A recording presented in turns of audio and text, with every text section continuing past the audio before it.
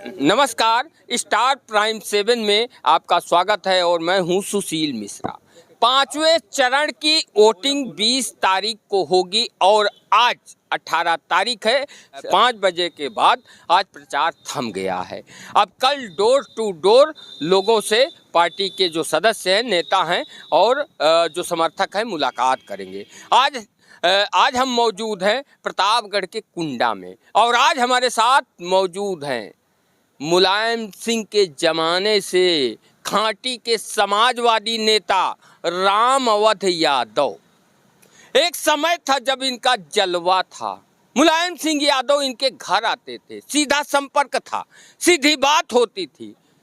प्रतापगढ़ जनपद में राम अवध यादव उर्फ काका नाम जो इनका नाम था एक ब्रांड था।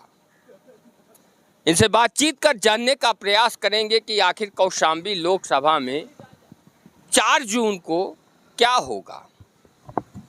स्वागत है आपका। बहुत बहुत धन्यवाद मिश्रा जी।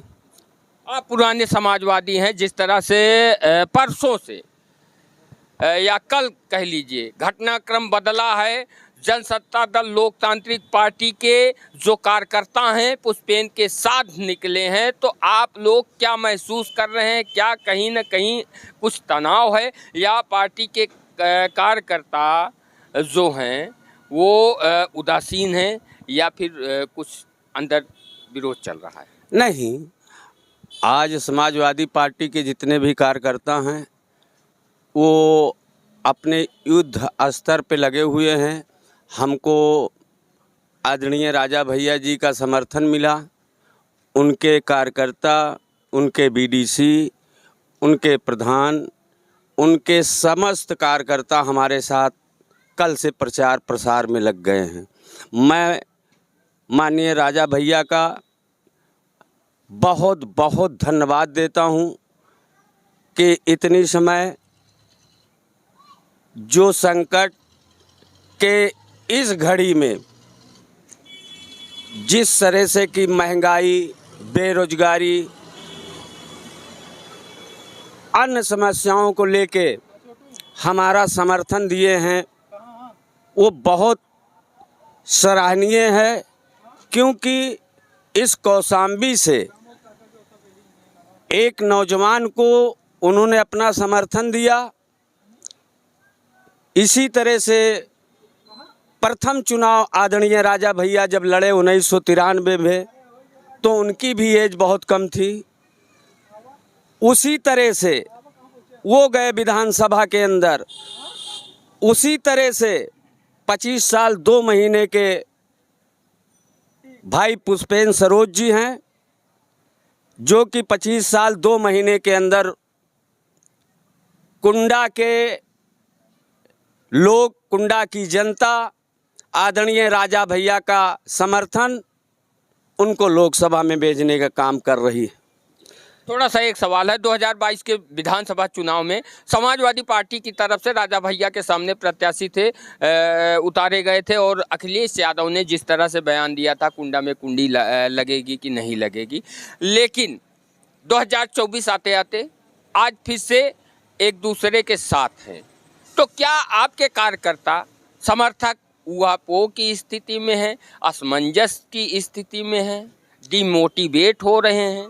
नहीं, हमारे आदरणीय राष्ट्रीय अध्यक्ष जी ने जो निर्देश दिया है हम लोगों को उसका पालन करना है। हमारे मुखिया का निर्देश हुआ, हम उस रास्ते से चल रहे हैं। अब रहा 22 के चुनाव के बारे में जो पूछ रहे थे, इसके पहले आदरणीय राजा भैया हमारे साथ थे। कोई कारणवश राजनीति में हमेशा एक दूसरे को, एक तीसरे को लोग कटाक्ष करते रहते हैं, तो उस पर कोई ऐसी बात नहीं है। नेताओं की बात रहती है, मंच की बात होती है, वापस में कोई मन मुटाव किसी का नहीं है। बड़े बड़े नेता नहीं, राजा भैया की तरफ से बयान आ चुका है कि अखिलेश जी के बीच हमारे तलखी थी, लेकिन अब ठीक हो चुकी है, संबंध हमारे मधुर हो चुके हैं। अरे तो आप बिहार को देख लीजिए, नीतीश जी कई बार अपना पाला बदले, लालू जी के साथ आए, लेकिन उनका नाम तो पलटू राम हो गया है। तो उनके साथ नहीं। हमारे राजा में ऐसी कोई बात नहीं है, ना आदरणीय राजा के विषय में नहीं कह रहे हैं। हाँ, आपने बिहार में नीतीश कुमार की बात की। तो मैं कह रहा हूँ ना कि बड़े बड़े नेताओं का जो है, हमको आदरणीय राजा भैया ने समर्थन दिया है समाजवादी पार्टी की, और ये देश की समस्या महंगाई पे दिया है, बेरोजगारी पे दिया है, और किसानों के उस पर दिया है। इसके लिए मैं आदरणीय राजा भैया का, कुंडा के लोग, हम लोग उनको बहुत बहुत धन्यवाद देते हैं कि जो हमारी पार्टी को समर्थन दिया है। जी, बातचीत करने के लिए धन्यवाद। अब हमारे साथ हैं नोखेलाल यादव जी। ये भी समाजवादी नेता हैं। बातचीत कर जानने का प्रयास करेंगे क्या सोच रहे हैं। क्या लग रहा है नोखेलाल जी कि अब की क्या होगा? आपकी कौशाम्बी की जनता ने ठान लिया है, समाजवादी पार्टी के प्रत्याशी पुष्पेंद्र सरोज को लाखों लाखों मतों से जिताएंगे। श्योर हैं? पक्का। आपको अनुभवी हैं, एज है आपकी, तो क्या लग रहा है कि जो दावा कर रहे हैं उसमें कितना दम है? बहुत दम है। दम है? बहुत दम है। कितने दिन आप क्षेत्र में निकले? पूरा समय। पूरा समय दिया? पूरा समय। तो आज से प्रचार थम गया, अब क्या है, अब तो वोटर्स को निर्णय लेना, सब सारे वोटर्स यहाँ निर्णय ले चुके हैं। भारतीय जनता पार्टी के लोग भी जीत का दावा करते हैं, तो आप लोग भी जीत का दावा कर रहे हैं। 4 जून को रिजल्ट आएगा, किसके दावे में सच्चाई है, क्या माना जाए? देखिए, हम मुद्दों पर चुनाव लड़ रहे हैं।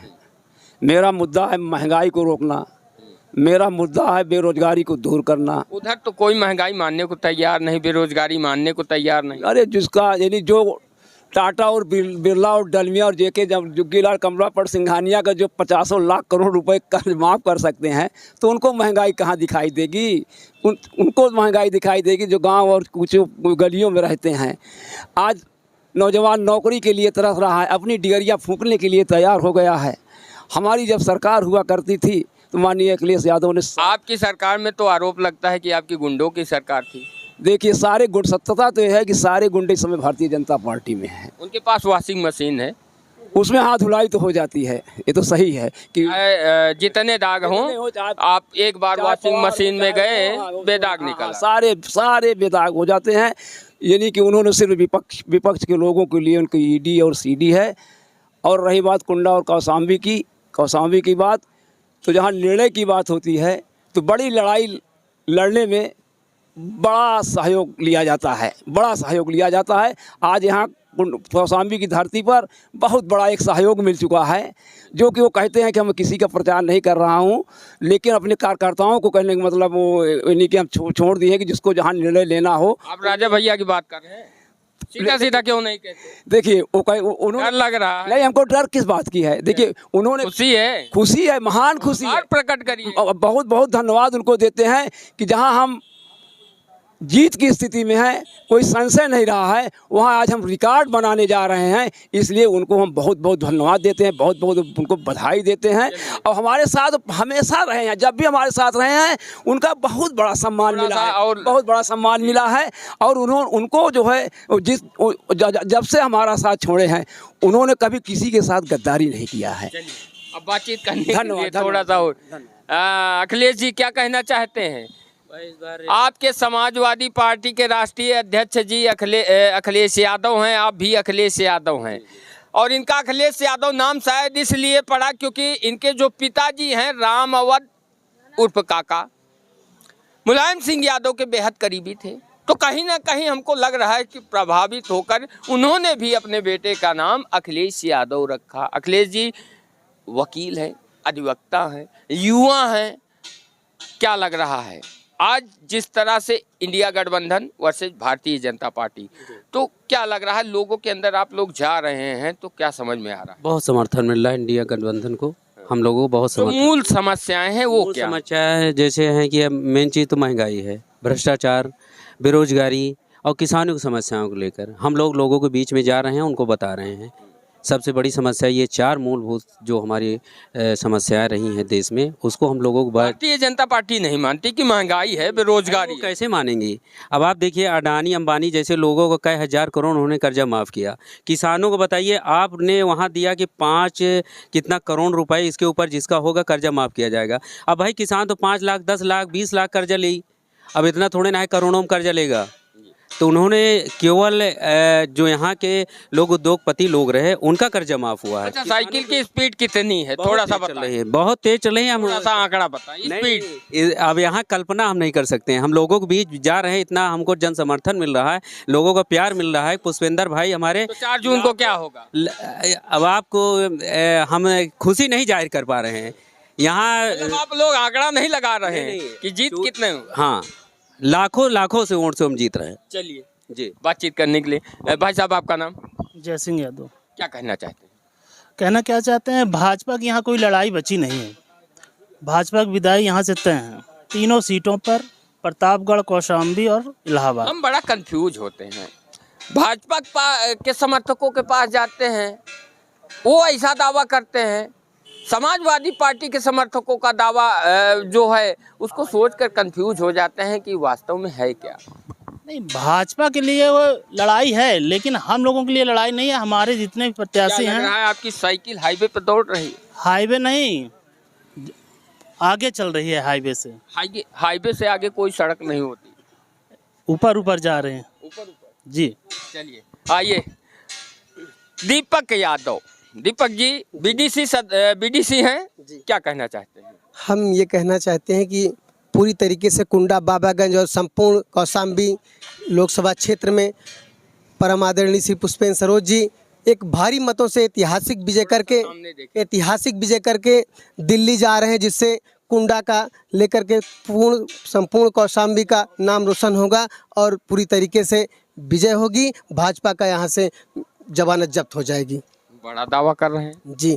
आनंद पटेल वक्ता, कांग्रेस के सक्रिय सदस्य हैं, नेता हैं, बढ़िया बोलते हैं। क्या लग रहा है आज? अनुप्रिया जी, आप तो कभी अपना दल एस के सक्रिय कार्यकर्ता रहे, आज आपकी दीदी आई थी, देखने गए? नहीं, हम क्यों जाएंगे देखने? क्यों? पहली चीज़ तो देखिए, जिस पार्टी में रहना चाहिए पूरी ईमानदारी से रहना चाहिए। अब ये नहीं है कि हम वहाँ थे पहले, अब हम नहीं हैं तो वहाँ देखने जाएंगे, तो ये सब गलत बातें हैं। चलिए, क्या लग रहा है? परिवर्तन होगा, 100% परिवर्तन होगा। पटेल तो आज पटेलों को उन्होंने संबोधित किया, बड़ा दावा किया कि सारे पटेल जो है फिर से कमल खिलाएंगे। देखिए, हम आपको बता रहे हैं, पूरी तरह से जनता जो है मूड बना चुकी है कि हमको वोटिंग कहाँ करना है। क्या लग रहा है? पूरी तरीके से जो, जैसा कि आप पूछ रहे हैं कि जो पटोलों के ऊपर वो दावा कर रही हैं, ऐसा कुछ भी नहीं है। हम बराबर आपके क्षेत्र में बता रहे हैं, पूरे कुंडा विधानसभा में ऐसी कोई ग्राम सभा नहीं है कि जहां पर हमारे लोग ना हो, हमारी उनसे बातें ना होती हों, सबसे बराबर संपर्क होता है। जितने भी पढ़े लिखे शिक्षित युवा हैं, तो उनको सुनने के लिए जो गए थे वो कौन है? देखिए, सुनना और वोट देना दोनों अलग अलग बातें हैं। जब कोई बड़ा प्रदेश का नेता आता है तो कभी कभी हमारा मूड होता है तो सुनने चले जाते हैं, तो इसका मतलब नहीं कि हम उसको वोट करेंगे। क्या करेंगे? जो कांग्रेस का जो गमछा है तो उसको क्या जेब में रख के जाएंगे? नहीं, बिल्कुल ऐसा गमछा की जेब में रखेंगे। अगर हमको जाना है तो हम बिल्कुल, भाषण सुनने में क्या बुराई है। देखिए, जब बड़े नेता आते हैं तो उनसे तो क्या लग रहा है 4 जून को क्या होगा? परिवर्तन होगा।